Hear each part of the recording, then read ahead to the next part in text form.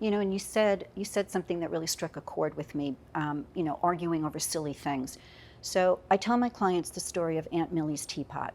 Okay, Aunt Millie's teapot, here we go. Aunt Millie's teapot. You know that teapot that your Aunt Millie gave you on your first anniversary, and it's the god-awful ugliest thing you have ever seen, and it's chartreuse and yellow and green, and it's disgusting looking, and you hate the teapot, and you put it in the closet on the shelf in the back corner, and you never see the thing unless Aunt Millie's coming, and you put it on the kitchen table and you serve her tea. Right. You both hate it, but suddenly you're fighting over Aunt Millie's teapot. Why? Because you don't want the other person to have it. And this is what happens. And I say to them, everyone has an Aunt Millie's teapot. I can't tell you right now what it is, but trust me, it's there. And you're going to get to that point and say, there is no way that you are getting that precious, perfect, beautiful teapot that Aunt Millie gave us on our first anniversary. I'm keeping it. And everything just grinds to a halt. And you have to say, okay, let's talk about Aunt Millie's teapot. Let's really discuss why you want this so badly. And honestly, that's the conversation that I have with some people about the marital residence.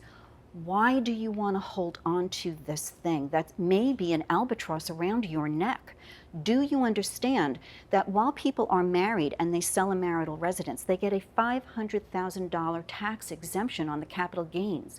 As soon as you become a single person living in that house by yourself, that drops down to $250,000. On Long Island, that's a huge number. It is, you're right. So why are you putting yourself in the path of having to someday down the road deal with a huge tax burden that you may not want? And that's the other thing about equitable, because we're not dealing with apples and apples. Sometimes we're dealing with apples and kumquats, and you really need to understand that that kumquat is really not what you want.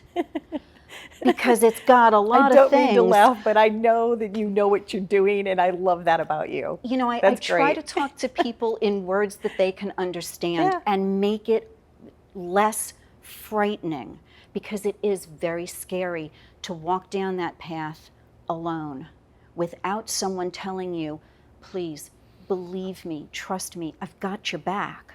And I say that to a lot of my female clients. I'm here, I've got your back. Call me before you have that conversation. Call me after you have that conversation. Allow me to come into the room and sit next to you to have that conversation. Because as soon as you have an ally, you're better prepared to deal with what's happening and to deal with the outcome.